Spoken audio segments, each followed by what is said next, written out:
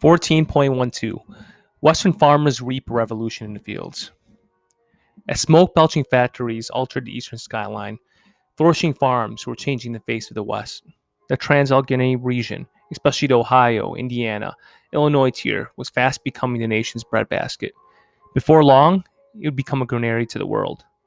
Pioneer families first hacked a clearing out of the forest and then planted their painfully followed heels to corn. The yellow grain was amazingly versatile. It could be fed to hogs, corn on the hoof, or distilled into liquor, corn in the bottle. But these products could be transported more easily than the bulky grain itself, and it became the early Western farmers' staple market items. So many hogs were butchered, traded, or shipped at Cincinnati that the city was known as the Porkopolis of the West. So one thing you want to understand in these two paragraphs is you're looking at a current Midwest region, Ohio, Indiana, and Illinois. Due to production of corn, we're getting the mass abundance production of hogs. McCormick's Miraculous Reaper. The illustration shows an early test of Cyrus McCormick's mechanical reaper near his home in Virginia. In 1831, the reaper was best suited, however, to the horizon's list fields of the rolling prairies of the Midwest. By 1850s, McCormick's Chicago factory was cranking out more than 20,000 reapers a year for the Midwestern farmers.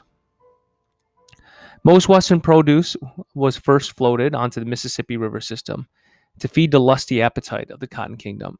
But Western farmers were as hungry for profits as Southern slaves and planters were for food. These tillers, spurred on by the easy availability of seemingly spawnless acres, sought ways to bring more and more land into cultivation. Ingenious inventors came to their aid. One of the first obstacles that frustrated the farmers was the thickly matted soil of the West, which snapped, fragile wooden plows. John Deere of Illinois in 1837 finally produced a steel plow that broke the stubborn soil. Sharp and effective, it was also light enough to be pulled by horses rather than oxen. In the 1830s, Virginia-born Cyrus McCormick contributed to the most wondrous contraption of all, a mechanical mower reaper. The clattering clogs of McCormick's horse-drawn machine were to the Western farmers what the cotton gin was to the Southern planters. Seated on his red chariot reaper, a single husbandman can now do the work of 5 men with sickles and scythes. No other American cut so wide a swath as the McCormick Reaper. It was ambitious capitalists out of a humble plowman who now scrambled for more acres of which to plant more fields of billing wheat. Subsistence farming gave way to production for both domestic and foreign markets. As large-scale, extensive, specialized a cash crop agriculture came to dominate the Trans-Allegheny West. With it followed the mounting indebtedness. As farmers bought more land and more machinery to work, soon hustling farmer business people were annually harvesting larger crop in the South, which was becoming more self-sufficient in food production could devour. They began to dream of markets elsewhere, in the mushroom factory, towns of the east, or fairway the Atlantic, but they were still largely landlocked. Commerce moved north and south on the river system before it could begin to move west in bulk. The transportation revolution would have to occur. So a couple things that you want to make sure that you understand. 2 inventions that you need to make sure that you get is, of course, you're getting John Deere and his creation of the wooden plow, right? The wooden plow is very important because as you are moving, as people are moving more west and looking to plant, the ground was very rough, and the steel plow was able to break down that stubborn soil. At the same time, when you're looking at this paragraph right here, you want to make sure you understand who Cyrus McCormick is, and of course, the invention of the McCormick Reaper. McCormick's Reaper was very important because what this allowed to do, it allowed one man to mechanically, I guess you could say, plow the oil in a way that was more efficient than 5 men, right? McCormick Reaper works 1850s. Contrast this hectic scene of mass production with the simple workplace depicted in a wheelwright's workshop. So, one thing you want to understand as people are moving more west, you're getting a lot more production due to this. So let's go ahead, take our chapter 14 sections. Where was the breadbasket of America? Of course, you're looking at Indiana, Ohio, as well as Illinois. The breadbasket, looking at just the amount of grain and as well as just the amount of resources they were getting from this land. They did, of course, mention corn, and that corn was so important because it could also go ahead and feed domesticated animals. What did John Deere and Cyrus McCormick invent? I'll let you go back and take a look at that. But of course, you want to understand was a creation of the steel plow that broke down stubborn soil, but as well as the McCormick Reaper. It made ambitious capitalists out of humble men who now scramble for more acres in which to plant more fields. So basically, it allowed them to plow more fields at a more efficient rate and also become more extensive. Highways and steamboats. In 1789, when the Constitution was launched, primitive methods of travel were still in use. Waterborne commerce, whether along the coast or on the rivers, was slow, uncertain, and often dangerous. Stagecoaches and wagons lurched over bone-shaking roads. Passengers were being routed out to lay nearby fence rails across muddy stretches, and occasionally, horses were drawn in muddy pits, while wagons sank slowly out of sight. Cheap and efficient carriers were imperative if raw materials were to be transported to factories and if finished products were to be delivered to consumers. On December 3rd, 1803, a firm in Providence, Rhode Island, sent a shipment of yarn to point 60 miles away, notifying the purchaser for the consignment could be expected to arrive in the course of winter. A promising improvement in the 1790s when a private company completed a Lancaster Turnpike in Pennsylvania. It was a broad but hard surface highway that thrust 62 miles westward from Philadelphia to Lancaster. As drivers approached the toll gate, they then confronted with a barrier of sharp pikes, which turned aside when they paid their toll, hence the term turnpike. The Lancaster Turnpike proved to be a highly successful venture, returning as high as 15% annual dividends to its stockholders. It attracted a rich trade to Philadelphia and then touched off a turnpike building boom. It lasted for about 20 years. It also stimulated Western development. The turnpikes beckoned to the canvas-covered Conestoga wagons, whose creakings herald the westward advance that would know real retreat. So one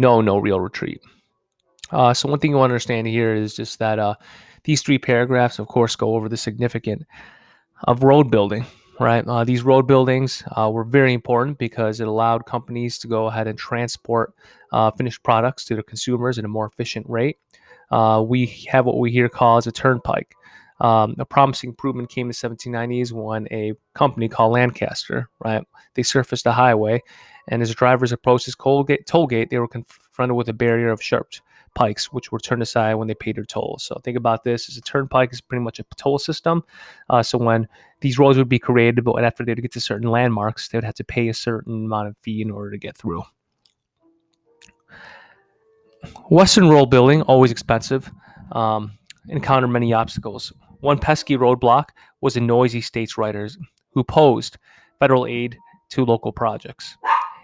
Eastern states also protested against the being bled of their populations by the westward reaching arteries.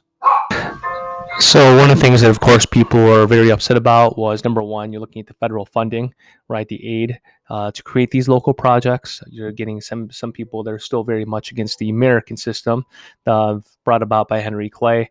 But what you're also getting here is you're getting the eastern states that are against this western expansion, specifically because it is shrinking their populations. Westerners scored a notable triumph in 1811 when the federal government started construction of the National Road, also known as the Cumberland Road, in honor of its starting point in Cumberland, Maryland. Although construction was interrupted by the War of 1812 and by states' writers' complaints about federal grants for internal improvements, the road reached Vandalia, Illinois, 591 miles to the west in 1837. Later extensions brought it from Baltimore and Chesapeake Bay to the banks of Mississippi River in St. Louis. And the main thing you want to understand this is, of course, we are getting some federal work such as the Cumberland Road, but there are always going to be obstacles such as state writers that are against it. Mississippi in a Time of Peace by Mrs. France, Flora Bond Palmer, 1865. By the mid-18th century, steamboats had made Mississippi a bustling river highway as it remains today. The steamboat craze, which overlapped the turnpike craze, was touched by an ambitious painter named Robert Fulton. He installed a powerful steam engine in a vessel that posterity came to known as the Clermont, that a dubious public dubbed Fulton's Folly. On a historic day in 1807, the quaint little ship, belching sparks from its single smokestack, churned steadily from New York City up the Hudson River toward Albany. It made the run of 150 miles in 32 hours. The success of the steamboat was sensational. People could now, in a large degree, defy wind, wave, tide, and downstream current. Within a few years, Fulton had changed all of America's navigable streams in two-way arteries, thereby doubling their carrying capacity. Thereto, Neil boats had been pushed up the Mississippi with quivering poles and raucous profanity at less than 1 mile an hour, a process that was prohibitively expensive. Now the steamboats could churn rapidly against the current, ultimately attaining speeds in excess of 10 miles an hour. The mighty Mississippi had met its master. So what you want to understand is the creation of the steamboat. The steamboat was very important specifically because it allowed ships to now go upstream as well as defy wind and wave and tide currents, right? This made travel amongst the rivers at a faster rate. Instead of going 1 mile per hour, they're going 10 times as quickly. By 1820, there were some 60 steamboats on the Mississippi and its tributaries. By 1860, about 1,000. Some of them were luxurious river palaces. Keen rivalry among the swift and gaudy steamers led to memorable races. Excited passengers could urge the captain to pile on wood at the risk of bursting the boilers, which all too often exploded. With tragic results for the floating fire traps, when the steamer Sultana blew up in 1865, the explosion killed 1,700 passengers, including many Union prisoners of war being repatriated to the north.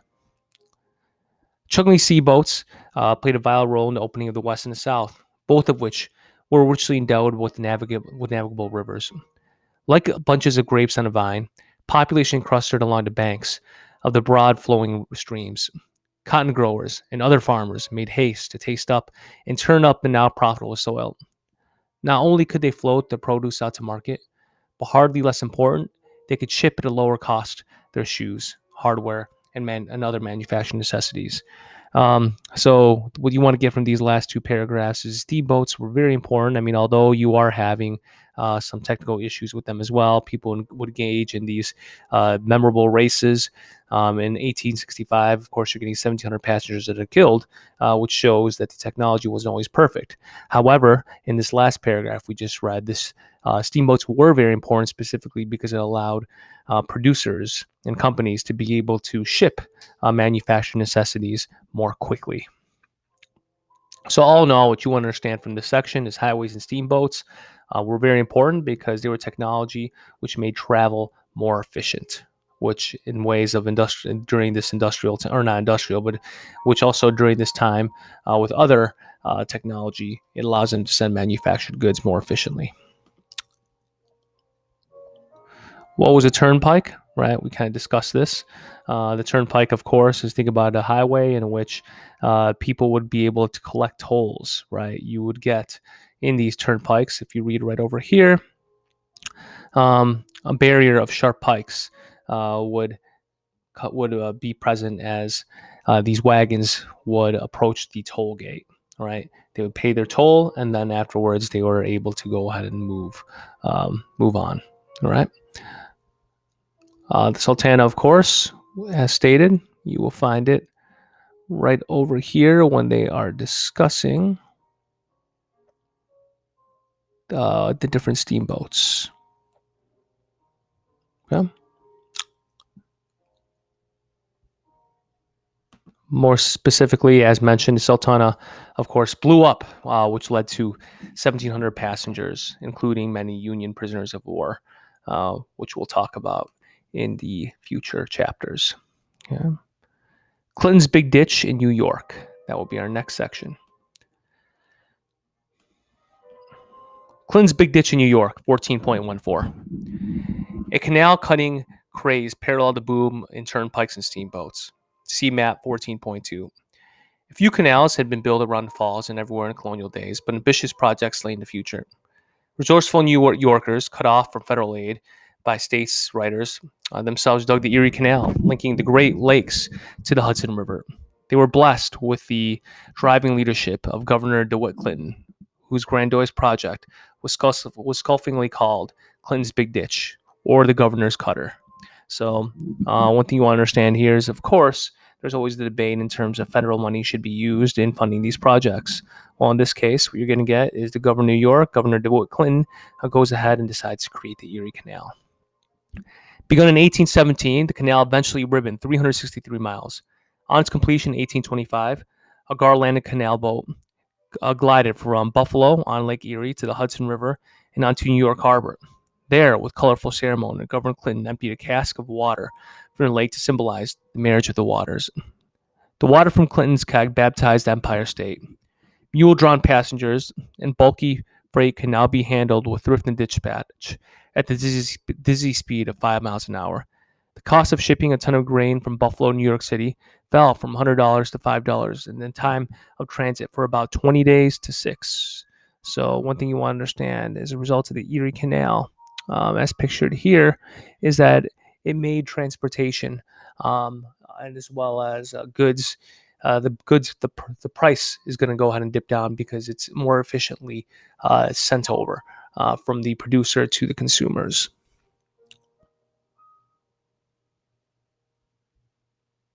And of course, one thing you want to understand is you have the Great Lakes here.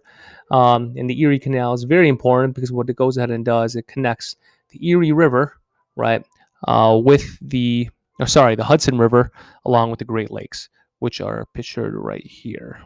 Okay.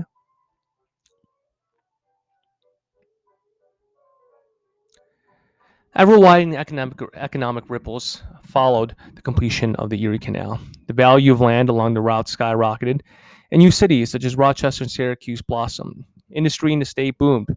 The new profitability of farming in Northwest, notably in Ohio, Michigan, Indiana, and Illinois, attracted thousands of European immigrants to the unaxed and untaxed lands now available.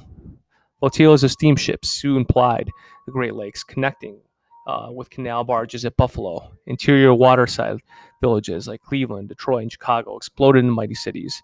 So, as a result of the Erie Canal, it made transportation to the breadbasket to the Midwest, right, more easy. And as a result of this, many people are moving to areas such as Ohio, Michigan, and Indiana. At the same time, because of just the flow of trade and the flow of steamboats that are moving across the river, you're starting to get new cities that are forming as well. Other profound economic and political changes followed the canal's completion. The price of potatoes in New York City was cut in half, and many dispirited New England farmers no longer able to face the ruinous competition abandoned their rocky holdings and went elsewhere. Some became mill hands, thus being in the industrialization of America. Others, finding it easy to go west over the Erie Canal, took up new farmland south of Great Lakes, where they were joined by thousands of new workers and other northerners. Still, others shifted to fruit, vegetable, and dairy farming. The transformations in the Northeast Canal consequences showed how long established local market structures could be swamped by the emerging behemoth of a continental economy. And as American products began to flow into international markets, even far off Europeans began to feel the effects of America's economic vitality. Before long, Italian, Polish peasants, displaced from marginal farms by the arrival of cheap American grains, would come to America to build new lives. So a couple things you want to make sure you understand is there are some issues as well. There are consequences of the invention of the Erie Canal. So, for example, the price of potatoes in New York City was cut in half, right? So as a result of this, farmers would go ahead and start to find other ways of living. On the other hand, another thing you would understand is that due to all these products, just being able to shift to be able to be sent more efficiently, and as a result of other inventions such as steel plow and the McCormick Reaper, American produce is also outselling many other places internationally. So this is kind of just looking at just the international, America is just getting stronger in terms of the international market. So if we look at this, we definitely did answer these. What was Clinton's big dish, and what two bodies of water did it connect? Go back and in that section, of course, we're talking about the Erie Canal, and then it's also looking at the Great Lakes that it's connecting. Be specific with those Great Lakes. What cities developed as a result of the canal construction? There were 5 cities. Go back and check that out. And the reason what this is um, because of this canal, you're also getting goods that are being sent back and forth from different areas. And as a result of this, this would lead to the growth of the cities. What challenges followed the growth of canals? There are numerous challenges, and you will find these, of course, right here. Political changes followed the canal's completion, such as the price of potatoes being cut in half, um, and so forth. Okay, so let's get on to the next section. The Iron Horse, 14.15. The Iron Horse, 14.15. The most significant contribution to the development of such an economy proved to be the railroad. It was fast, reliable, cheaper than canals, and it's cheaper than canals to construct, and not frozen over in winter. Able to go almost anywhere, even through the Allegheny Barrier, it defied terrain and weather, terrain and weather. The first railroad appeared in the United States in 1828, and new lines spread with amazing swiftness. Andrew Jackson rode to his first presidential inauguration in 1829 in a horse-drawn carriage. At the end of his second term, 8 years later, he departed from Washington in a railway car. By 1870, on the eve of the Civil War, the United States boasted 30,000 miles of railroad track, three-fourths of it in a rapidly industrializing North. This paragraph is very important because what it goes ahead is it just discusses the innovation of the railroad and the improvements over such a short time period. And one thing you also want to make sure you understand is that very last sentence when it says here is that by the eve of the Civil War, that most of these railroad lines are of course going to be in the north, which is going to go ahead and be a huge benefit to them. 14.3, the Railroad Revolution. Note the explosion of new railroad construction in the 1850s and its heavy concentration in the north. And that's what I kind of just said prior to that. At first, the railroad faced strong opposition from vested interests, especially canal backers. Anxious to protect it from its investment from the Erie Canal, the New York legislature in 1833 prohibited the railroads from carrying freight, at least temporarily. Early railroads were also considered a dangerous public menace, for flying sparks could set fire to nearby haystacks and houses. And appalling railway accidents could turn the wooden miniature hells into flaming funeral pyres for their riders. So of course there are a lot of cons that are going on with the railroad. Most of these are criticized by the people that supported canals.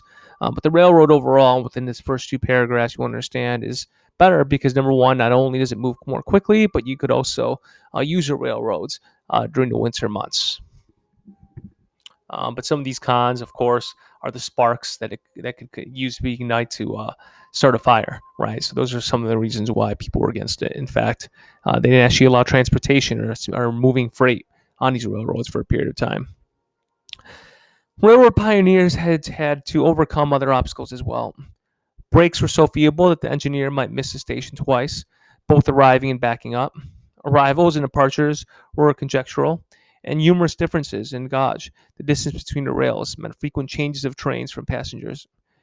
In 1840, there were 7 transfers between Philadelphia and Charleston, but gauges gradually became standardized. Better brakes did break. Safety devices were adopted, and the Pullman sleeping palace was introduced in 1859. America, at long last, was being bound together with the braces of iron, later to be made of steel. So that paragraph kind of just discusses the improvements that were made by the mid 1850s. The Iron Horse, of course, is discussing the railroad. That's what it's called. Where were most of these railroads located? I mean, they were definitely far up north, which would give the North the advantage in the Civil War. What were some of the early problems of the railroads? Some of the early ones was, of course, and this is just one of them. Make sure you go back and look more in depth. But it's more likely that they would also ignite fire from the sparks coming from the railroads, as well as inconsistent brakes. What was a Pullman Palace car? The Pullman Palace car was a sleeping car in which people were able to travel from one point to another. So think about it as a luxurious car on a railroad.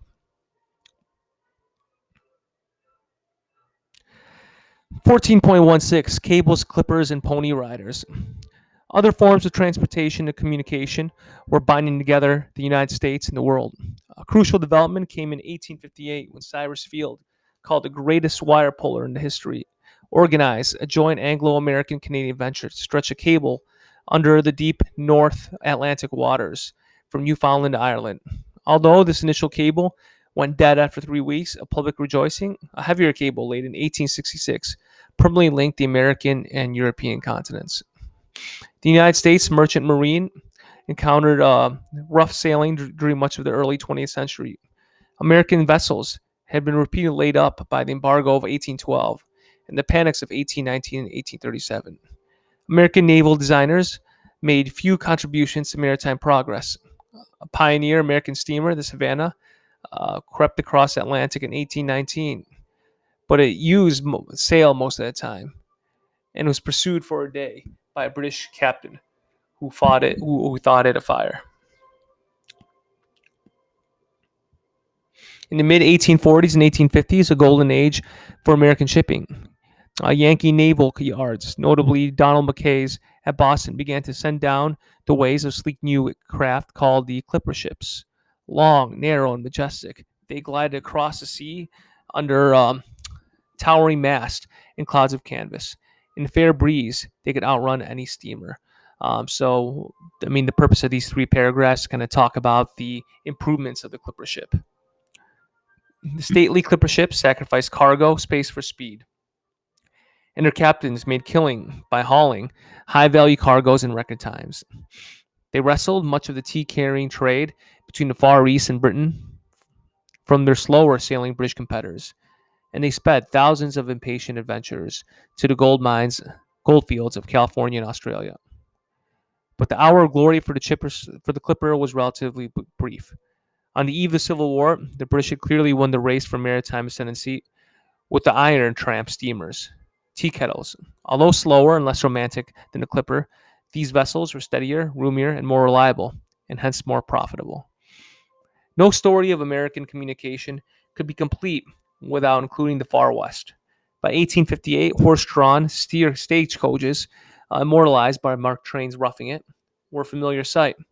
Their dusty tracks stretched from the banks of the muddy Missouri River clear to California. So a couple things that we want to make sure that we understand here is, of course, we are getting the clipper ship. This clipper ship was very important because one of the things it allowed was, although it limited the amount of cargo space, it went ahead and cut transportation time, by half, right?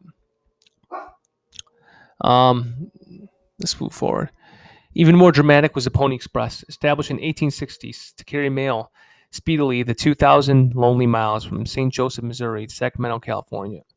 Daring, lightweight riders leaping onto wiry ponies saddled at stations approximately 10 miles apart could make the trip in an amazing 10 days. These unarmed horsemen galloped on summer or winter, day or night, through dust or snow, past Indians and bandits. The speeding postman missed only one trip through the whole expertise, lost money, heavily enfolded after only 18 legend leaving months. So one thing you want to understand is, of course, you're getting a lot of people moving westward. And what they talk about with this moving westward is, of course, the creation of the... Sorry, I'm trying to find it here.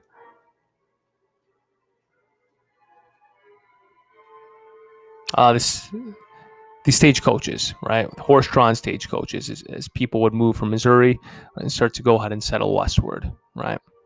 The Pony Express, as stated, was very important in this main idea because it carried mail speedily just from St. Missouri all the way to Sacramento, California, despite what those conditions were. Yeah. Just as the Clippers had succumbed to steam, so were express riders unhorsed by Samuel Morse's clanky keys, which began tapping messages to California. The swift ships and the fleet ponies ushered to dying out technology of wind and muscle. In the future, machines would be in the saddle. So, of course, what they're talking about here is Samuel Morse's Morse code, right, in which you could send messages by the tapping of keys instead of having to send a letter through the Pony Express, which often took significantly more time. Okay. And we went ahead and we talked about these three right here, 52 to 54.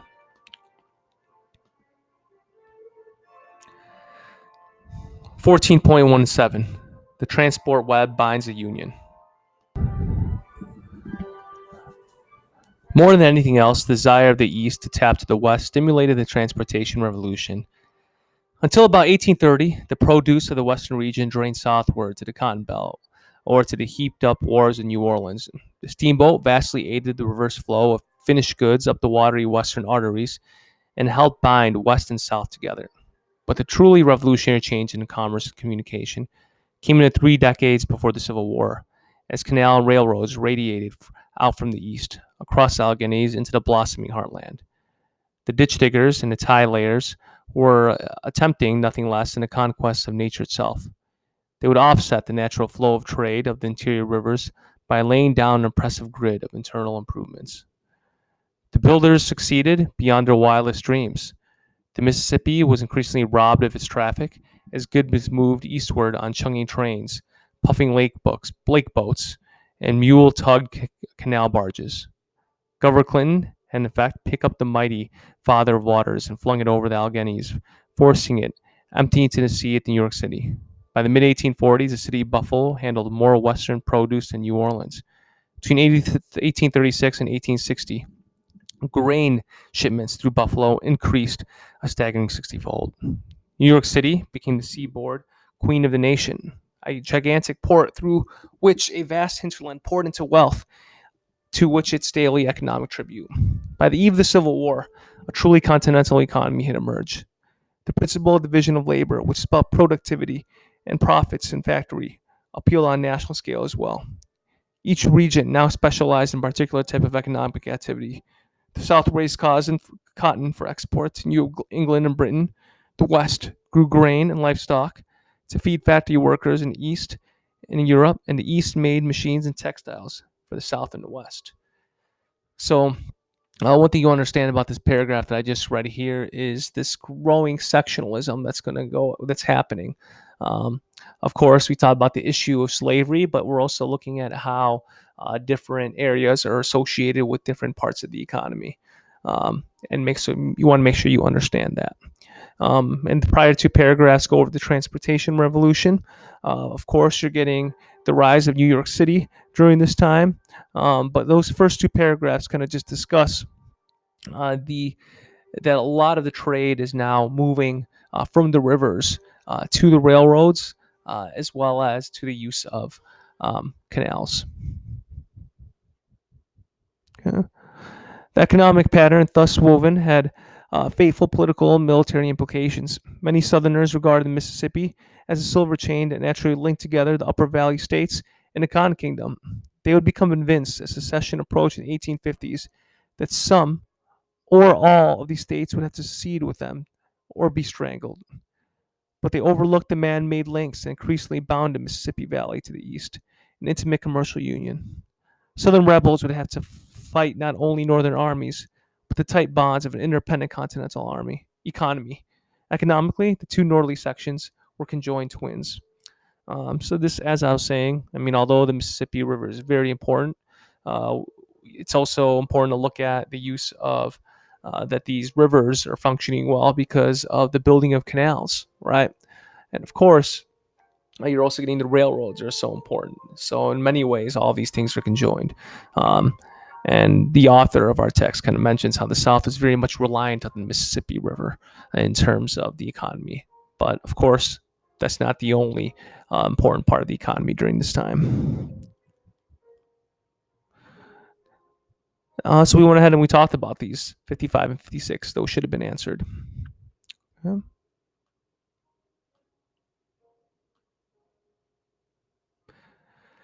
The market revolution. No less revolutionary than the political upheavals of the antebellum era was the market revolution that transformed a subsistence colony of scattered farms and tiny workshops into a national network of industry and commerce. Greater mechanization and a robust market-oriented economy raised new legal questions about winners and losers. How tightly should patents protect inventions? Should the government regulate monopolies? Who should own the technologies and the networks that made America hum in the 1840s and 1850s? So the market revolution, you want to be able to define that, refers to the transition from scattered farms into this network of industry and commerce, right? So a more complex economy, as stated, as a result of a lot of the innovations during this time. Under Chief Justice Marshall, the U.S. Supreme Court diligently protected contract rights by requiring state governments to grant irrevocable charters.